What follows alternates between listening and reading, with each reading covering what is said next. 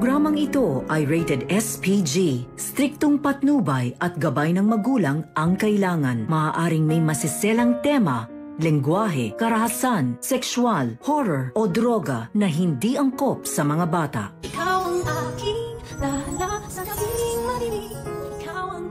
Pakita na si Don Pepe kay Moira. Idadamay kaya ni Moira si Zoe at Carlos? Eto na kaya ang katapusan ng kasamaan nilang tatlo. Magandang araw at eto na nga tayo sa ating pinakaabangang tagpo sa Abot Kamay na Pangarap. Welcome to my channel. Please don't forget to like, comment, and click the bell button para lagi kayong updated sa aking mga videos. Samantala, nahuli na ng tuluyan si Moira at wala na siyang kawala pa. Kaya nagpatawag sila Giselle at Robert ng presscon para ipaalam sa buong mundo na nahuli na nila ang mastermind na si Moira Tanyag na may kagagawa ng lahat. Sinalubong sila ng pulis at sinabihan na handa na ang press. Ikinagulat ito ni Moira dahil hindi niya alam na ihaharap siya sa press. Kaya sinabihan siya ng pulis na ihanda mo ang sarili mo dahil haharap kayo sa press. Ikinagalit ito ni Moira at tumanggi siya na humarap dahil alam niya na ipapahiya lang siya ni Giselle at Robert. Kaya nakiusap si Moira na haharap lang siya kung magtatakip siya ng muka at pumayag naman ng pulis. Sa kabilang dako naman ay nagpag-abot si Zoe at Justin dahil sinabihan ni Justin si Zoe na mas maganda kung kasama mo ang mami Moira mo sa kulungan. Dahil nagtataka daw si Justin kung bakit hindi kasama si Zoe sa inaresto kasi mas bulok pa ang ugali niya kesa sa nanay niya. Inawat naman ni Annalyn ang dalawa pero mas lalong ikinagalit ni Zoe nang sabihan siya ni Justin na isa din siyang kriminal katulad ng nanay niya. Hindi napigilan ni Zoe ang sarili niya kaya sa galit niya, pagdaan ni Justin sa harap niya ay bigla niya itong hinablot ang buhok ni Justin kaya lumaban din si Justin at sinabunutan niya si Zoe. Pinigilan naman ni Annalyn ang pag-aaway ng dalawa. Nang mabitawan nila ang isa't isa, sinabi ni Justin na wala kang pinagkaiba sa nanay mo.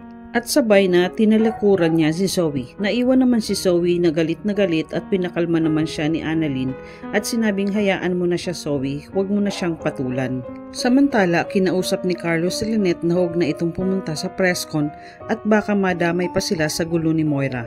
Pilit na pinipigilan ni Carlos si Lynette pero hindi pumayag si Lynette. Sinabihan ni Lynette si Carlos na sa dami ng ginawa ni Moira sa amin ni Annalyn, gusto kong makita yung pagbagsak ni Moira. Gusto kong naandoon ako kapag kinulong siya at dahil kulang pa ang kaparusahan sa kanya. Dapat lang na mabulok siya sa kulungan sa daming kasalanan niyang ginawa.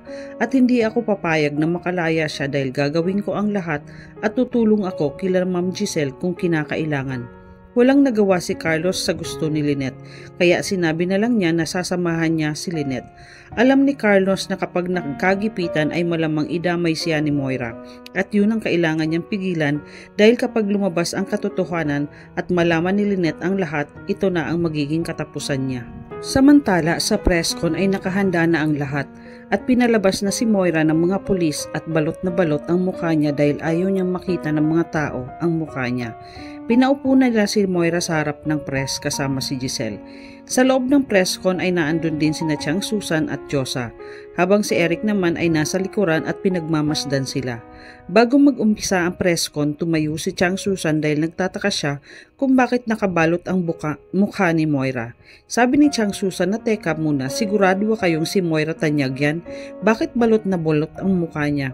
Sabi naman ni Josa na dapat nakikita namin yan dahil baka mali ang taong yan at baka iba ang taong yan. Hindi kami papayag na hindi namin makita ang mukha niya. Natatawa naman si Eric sa gustong mangyari ng dalawa. Narinig ni Giselle ang pakiusap ng dalawa kaya tumayo ito at nilapitan niya si Moira.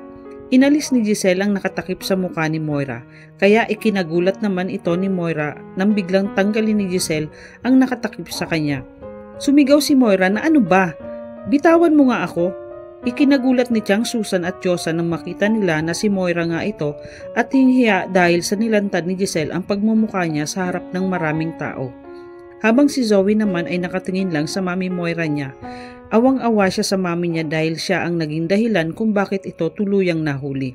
Habang si Carlos naman ay kinakabahan sa mga sasabihin ni Moira at baka ilaglag na siya nito. Maya-maya ay nagsimula ng magtanong ang press kay Moira. Sabi ng press kay Moira na may kasabwat ka ba sa ginawa mong pagkidnap kay Don Pepe? Hindi agad nakaimik si Moira. Iniisip niya na idawit na si Zoe dahil pinahuli siya nito at kasama na si Carlos dahil inilaglag siya ng dalawa. Kaya inamin ni Moira na siya ang nagpakidnap kay Don Pepe pero hindi siya nag-iisa. May kasabwat akong dalawa. Ikinagulat naman ni Giselle at Robert ang sinabi ni Moira kaya galit nitong tinanong ni Giselle si Moira na sabihin mo kung sino ang kasabwat mo sa pagpapakidnap sa papa. Pero hindi sumagot si Moira dahil sa korte niya na lang sasabihin kung sino ang kasabwat niyang dalawa at pilit niyang sinasabi na inosente siya. Kaya kinabahan naman si Carlos at Zoe sa sinabi ni Moira. At nang matapos ang press con, agad hinanap ni Carlos si Zoe at hinila niya ito sa isang sulok para tanungin tungkol sa sinabi ni Moira. Ikinagulat naman ito ni Zoe. Sabi ni Carlos na, bakit sinasabi ng mami mo na may kasabwat siya? Tayong dalawa ba ang tinutukoy niya? Sabi ni Zoe na hindi ko alam kung sino ang tinutukoy niya. Hindi alam ni Carlos ang gagawin niya kaya sinabihan niya si Zoe na hindi ako papayag na idawit ng mami mo ang pangalan ko. Ikinagalit naman ito ni Zoe kaya sinabihan niya si Carlos na natatakot ka na malaman nila ang lahat. Wala tayong magagawa kapag idinamay tayo ni mami. Kaya kailangan mo siyang tulungan dahil kung hindi, ihanda mo na ang sarili mo at sabay tinalikuran ni Zoe si Carlos. Samantala sa loob ng press con tumayo na si Moira at habang naglalakad siya ay sumisigaw si Moira na inosente ako. Wala akong kasalanan. Sa galit naman nila Chang Susan at Josa ay binato nila si Moira ng tissue dahil alam nilang nagsisinungaling ito. Kaya inawat na ng mga pulis dahil biglang nilapitan si Moira ng mga press para sana magtanong pa. Pero biglang nagpakita kay Moira si Don Pepe sa harapan niya at galit na sinabi nito kay Moira na makukulong ka sa ginawa mo sa akin, makukulong ka. Sisiguraduhin ko na mabubulok ka sa kulungan kasama si Zoe at Carlos. Nagulat naman si Moira nang makita niya si Don Pepe sa harapan niya. Nagalit na galit at biglang nagsabi na, Dad? Narinig ni Giselle ang sinabi ni Moira kaya sinabi ni Giselle, anong dad ang sinasabi mo? Natakot si Moira dahil alam niya na nagpapakita na din sa kanya si Don Pepe tulad ng kay Zoe. Ipinagtaka naman ni Chang Susan at Josa nang makita nila si Moira na parang may kinakatakutan. Kaya sinabihan nila ito ano Moira, kinakain ka na ba ng konsensya mo? Dapat lang talaga sa'yo yan dahil sa dami ng kasalanan mo na dapat mong pagbayaran. Tuluyan ka nang mabubulok sa kulungan. Naiiyak na lang si Moira at sumisigaw na siya na inosente ako at wala akong kasalanan. Idamay kaya ni Moira si Carlos at Zoe? Tutulungan kaya ni Carlos si Moira? Katapusan na kaya ng kasamaan ni Moira? Yan ang ating pakaabangan dito lang sa Abot Kamay na Pangarap. Huwag bibitiw at huwag kalimutan mag-subscribe. Maraming salamat po and God bless.